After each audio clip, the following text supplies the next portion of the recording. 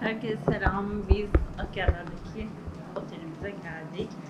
Akşamüstü dün çok geç geldik. Akbük'teki biraz problemliyimden sonra neyse akşamüstü dönebildik buraya. Geldik, yerleştik. Bugün şimdi denize iniyoruz. Buradaki ikimiz otel çok güzelmiş. Değil mi? Hoşumuza gitti mi? Evet. Güzel. Beğendik. Şu tam benim karşımda havuz var. Zaten sesler geliyor. Oranın hepsini gösteririm size. Şöyle. Biz şuradaki odalardan birinde kalıyoruz. Şöyle döne döne ineceğimiz bir tam kaydırak da demeyeyim, kule diyorlar oraya. Kuleden kayabiliriz belki. Kardeşimle beraber geldik. Kardeşim, eşi ve çocuklarıyla 2 aile birlikte geldik. Şimdi biz onların yanına gidiyoruz.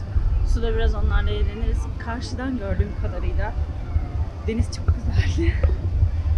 Böyle pırıl pırıl temiz bir deniz vardı. Güzel balıklar falan vardı böyle. Yani akşam biz sadece bakabildik. Çok bakamadık. Bakalım. Şimdi geçtiğim yer çocuk akvası.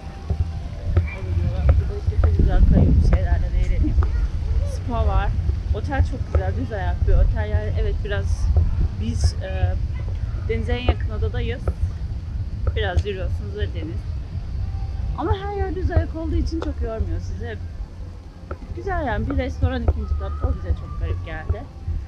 Bulunduğunuz yerden zeminden bir kat çıkıyorsunuz, restoran orada var. O garip geldi ama onun haricinde gayet güzel.